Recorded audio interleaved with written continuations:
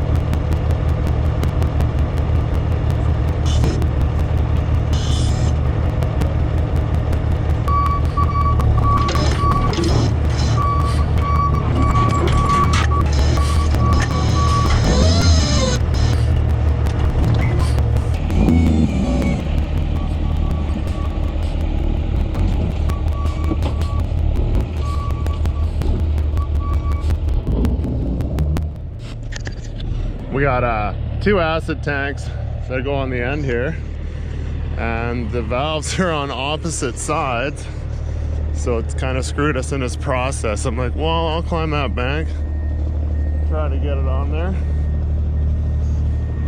So you see the valves on this tank are on one side, and then the other tank is the opposite, so not exactly ideal.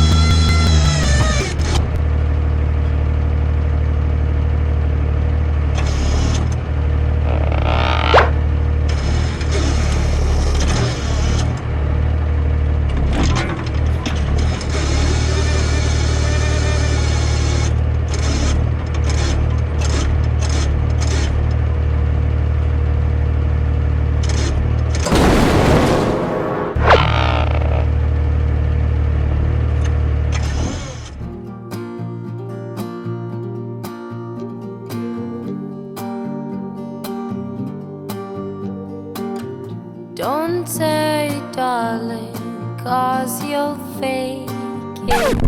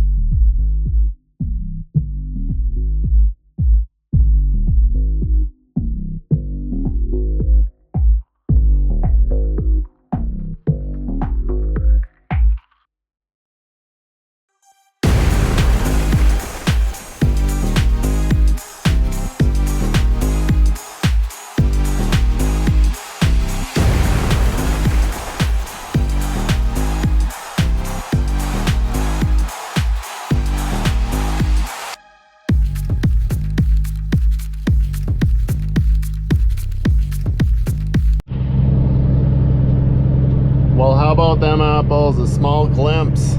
I say that a lot. Well, that's a tank farm, and that'll be set up for doing a frac.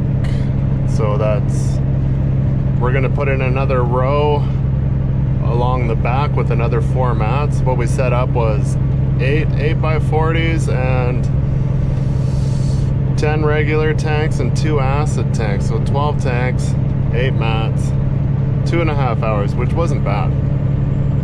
Like I was saying earlier, both the acid tanks were opposite of each other, so it kind of screwed up how we wanted to set up. Usually would have valves facing the wellhead both sides, but the two I brought out, which I didn't really think about it, were both opposites with ladder cages, so probably over my limit for wide load as well.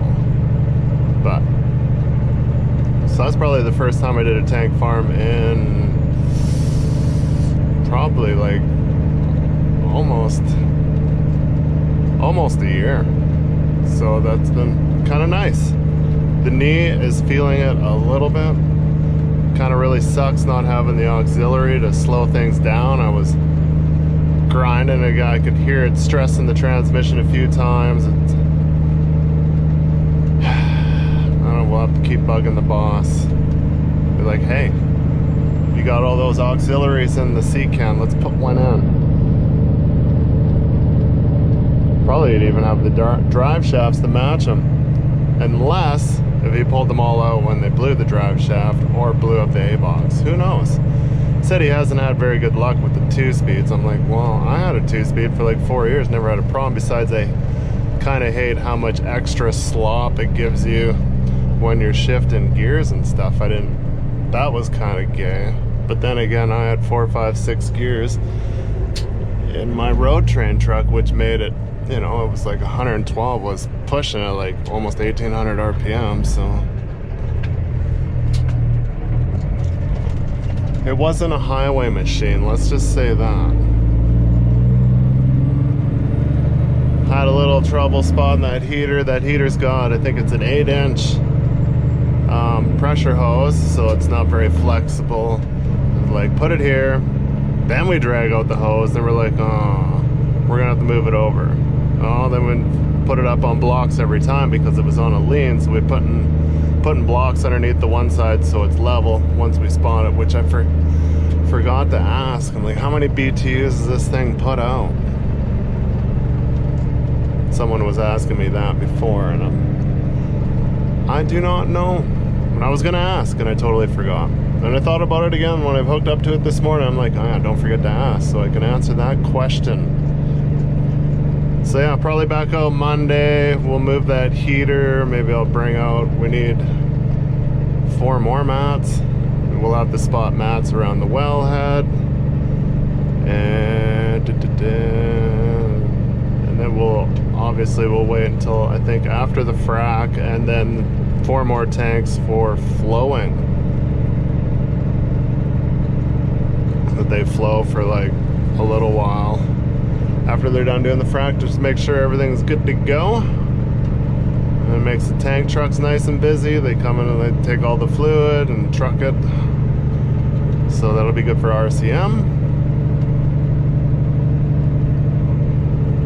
I think I said we're only doing those 2 wells there. So once we get going, I won't have to do too much besides come out and move the mats from one wellhead to the other. I think we still got to bring out shacks, light plants, generators, all that stuff will have to come out yet, which we'll see how much I see of that.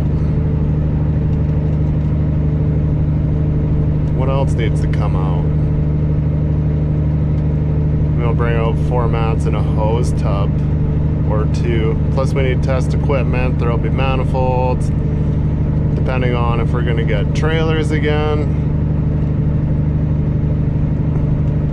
I don't think we ever have a boiler on site, but we'll see. Then we got those big square brown Titan tanks. Those will have to come out. Yeah. So there'll be a bit of work yet before we're done completely, and then we're gonna take all that stuff. We'll be going down to Cochrane area. And I think there's 2 holes we're doing down there where I took the 2 fuel skids. I don't know, that was quite a while ago, but call that Big Hill Springs, Big Springs Hill. Can't remember. All right, well, back to the shop. Hopefully it snowed out last night. Buggers, of course, because I washed. So hopefully that's stayed cold enough that it's not going to make a mess in my truck, which I still can't tell you what the temperature is because that doesn't work. And then my car, I don't have one in the car either, so I don't even know how cold it is. I think it was minus 14 overnight or 16. Little skip of snow just to make a mess out of everything again.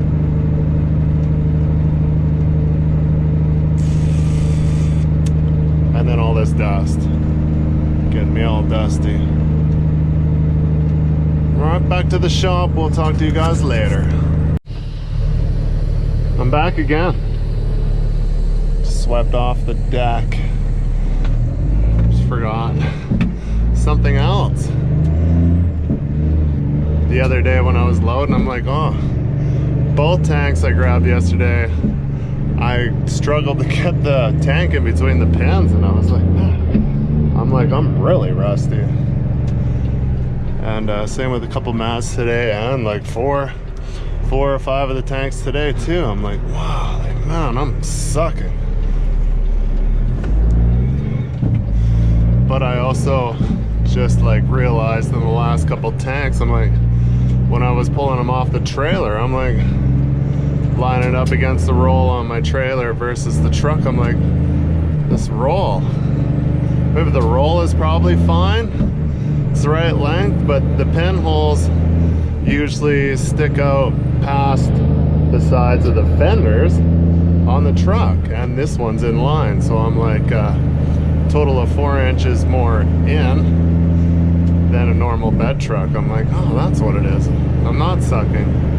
So I got like this much room on each side of the tank when it comes through the deck pins, which is really lame. So it's more work. You gotta be spot on, I guess. I don't think it would be hard to fix that. You could just put in some spacers and space that out a little bit more. It's kind of interesting. I'll have to measure the roll and see what it's at to know if I'm right or wrong on that. I know it's more narrower because I know the road train truck, both of them, all three of them that I had road train, always the line saver and the pins for the fucking roll are on the outside of the fenders of the actual truck, which makes it the same width. I do believe that's 8.6. Maybe it's a little more. So I think the trailer alone is 8.6, and then you have your pin pockets mounted outside of that. If my memory serves me correctly, I don't normally measure it, but pretty sure that's what it is. So that is the answer. We'll have to get that maybe fixed up a bit, and then twice my locks came out, so I have a 3-way switch here, for 1 way for unlock, and then the middle is neutral to let all the air out, because if I leave it in one position or another, it's constantly just pissing out air, which it obviously needs attention back there. So I don't know what those cylinders were. I have to take a look, but normally they're the same as the cylinder for your dogs, for your winch. So it's like spring loaded one way and air the opposite, and then it doesn't have air feeding to it all the time. Where these locks, it needs constant pressure to keep them in, or they wiggle out, but they must be spring loaded if they're coming out. See, my road train one was 3-way, and I would always put it in neutral, because one time I had a problem and I thought it was because it was always under pressure. So I'm like, well, let's put a 3-way in there, because once they're out and the roll's in its position, you shouldn't need it.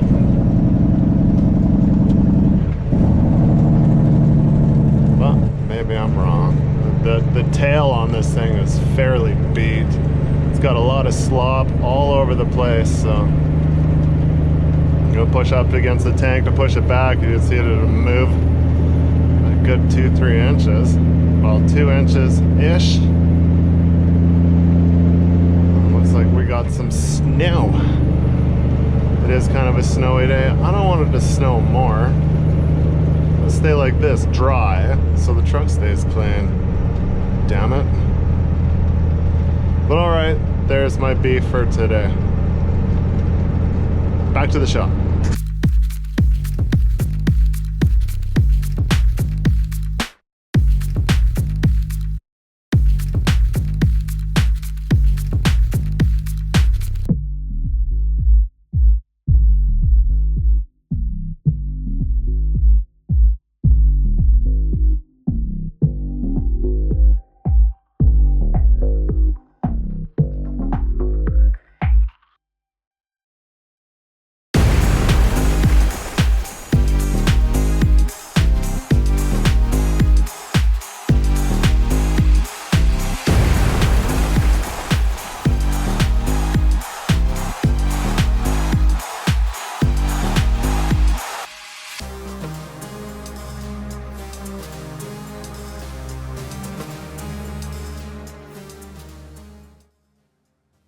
Brunch time.